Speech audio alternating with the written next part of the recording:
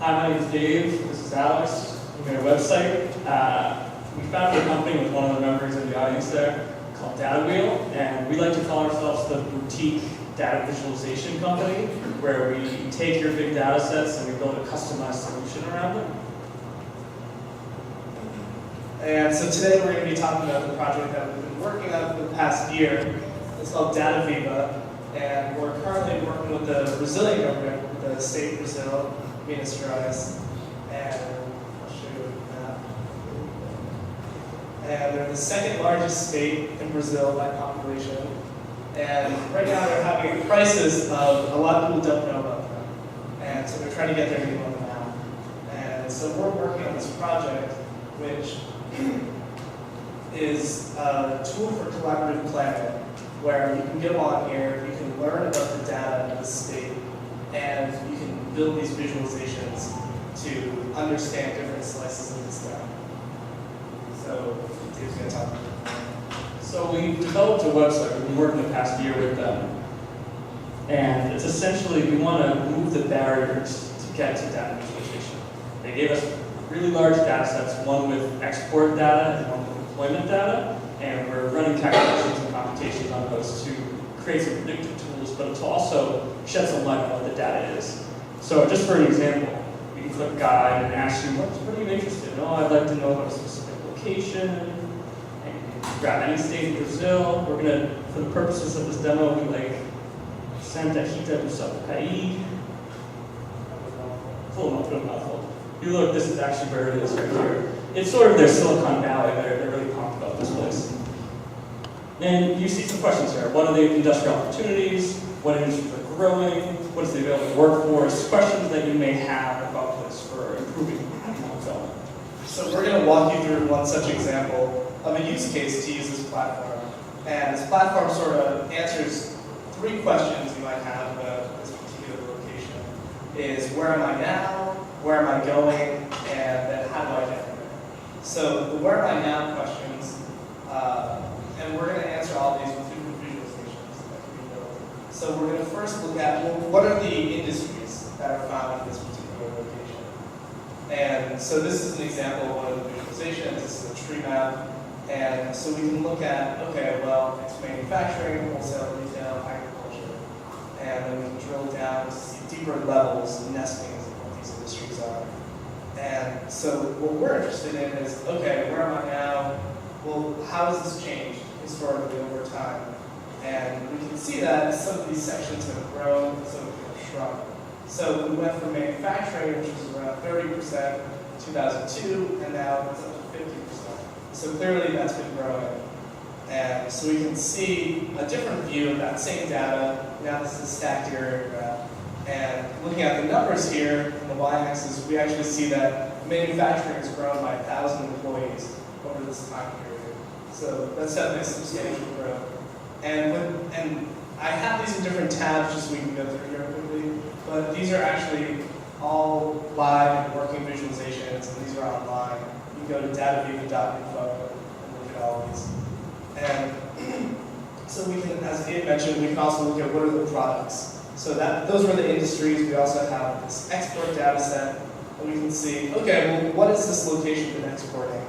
And we see that, well, it started with, it went from the stone and glass category, which was comprised of mostly glass mirrors, and then into this electronics, which is mostly broadcasting type exports.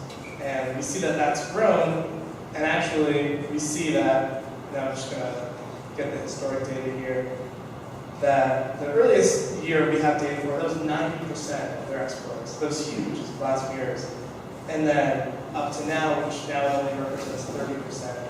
And you see these other sectors that are growing enormously. So that's sort of the picture of where are they now. So the next question that someone from this location, or you might be asking yourself is, well, what opportunities are next? And so this is where the predictive tools come into play. And here we're looking at, this visualization represents a network of international product exports that is, we're calling the product space. And each node here represents products, and the links connect the products that are likely to be co-exported. So in this case, we're using co-exports to look at the similarity between these things. And so in this particular visualization, the ones that are lit up are the ones that are exported by this location, Santa Rita to Sacramento. So we can use this, we can zoom in here, and we can mouse over and see what all these different products are. And so the one we were interested in that's been shrinking is glass mirrors. And the question we want to answer is, well, what opportunities does this afford us? What are the connected nodes here? And so a different visualization we have that centers around one particular product in particular is called rings. And now we have these glass mirrors centered right here. We can see all the primary connections, safety glass, which would make sense. Then we also have other things like engine parts and household washing machines. Then we also have rubber pipes. If you notice one thing with rubber pipes is that there are other products that it's connected to that this location is already exporting. And the visual language here for the ones that are exporting are that they're fully colored. And so if we click on this, we can say, well, if we were to move in towards this product export, it would open up all these other opportunities. So this might be a good direction that we want to move into. And so then we can look at, okay, well, how do I get there? And the way that we're answering this question is, okay, how do I get there? What are the occupations that are required to begin producing this export? And so here we have this visualization of all the different occupations. And if I had a little bit more time, I could explain this more in detail. But basically, the visual language is the ones that are striped. You have those occupations in different industries. So we can see that for this location to move into rubber manufacturing, which would be very close by industry, they would have these occupations but in different industries. So this might be a good route for them to go into. And then lastly, I'm just going to show, okay, well, if they were to begin to produce this product, what would be their competitors? And so we can look at, these are the other states, and specifically, these are the other municipalities that are producing rubber pipes in all of Brazil. So that's just sort of an example workflow, and it guides you through here in an easier manner of how someone will use this tool to do strategic decision making. Thank you. Good job, Alex. So this is a visualization engine that we're writing on top of D3. I don't know if anyone's familiar with that. We don't have a name for it yet. We're thinking D3+. That's the latest one floating around there. But we want to release that open source to the community as an even easier way to make these data visualizations. And for us as a company, we're wrapping up work on this one project with the state of Brazil. We're looking for more big data opportunities, and we're even looking for more work with them. Thank you.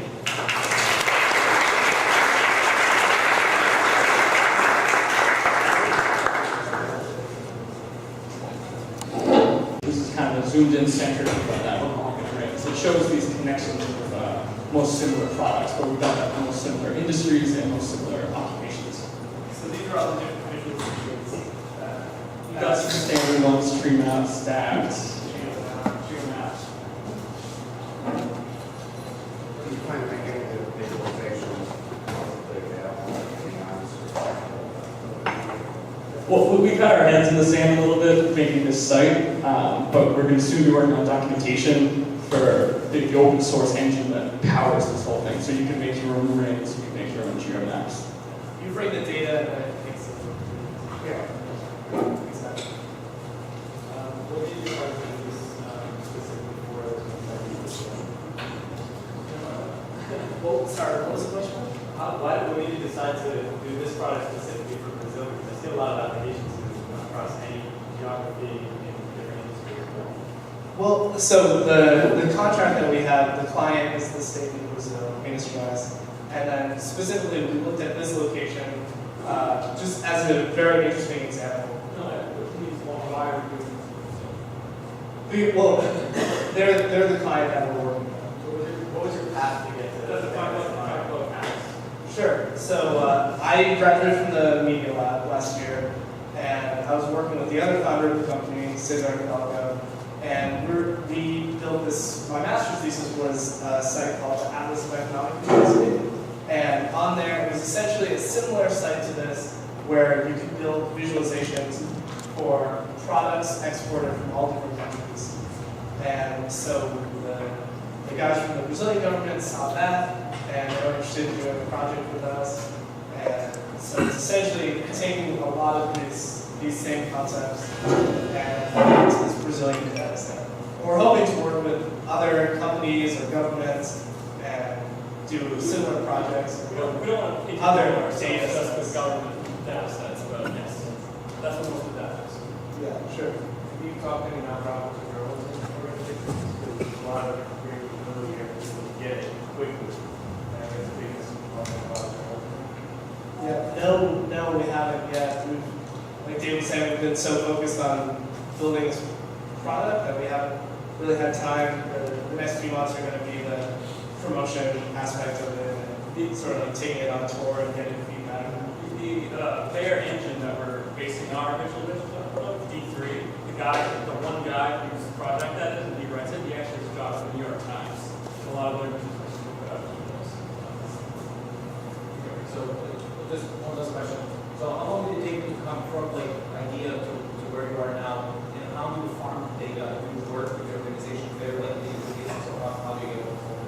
Yeah, so we've gone from the raw data to these visualizations. It's been like a year and 3 months now. And when we got, yeah, just us two, and we started with just the raw data.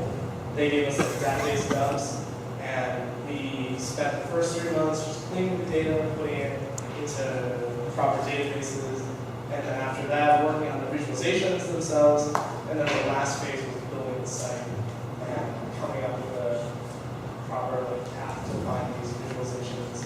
For your next user interface, for your next line, which would be like because everything is also Yeah, although we don't want to just only work with this one data set, we'd like to continue exploring different data sets. And then based on the data set, that kind of tells us what kind of visualizations we need to make. So you saw those bubbles there, that's the property grid we call it, and that's a predictive tool for applications based on who's moving where. So it's like a health company comes to it's going to be a totally different set.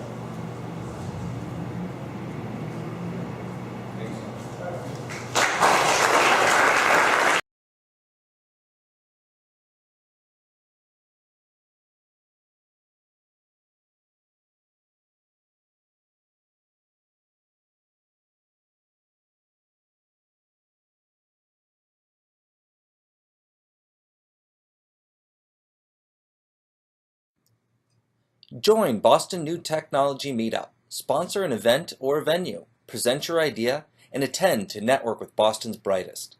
Details are at www.bostonnewtech.org and in the video description.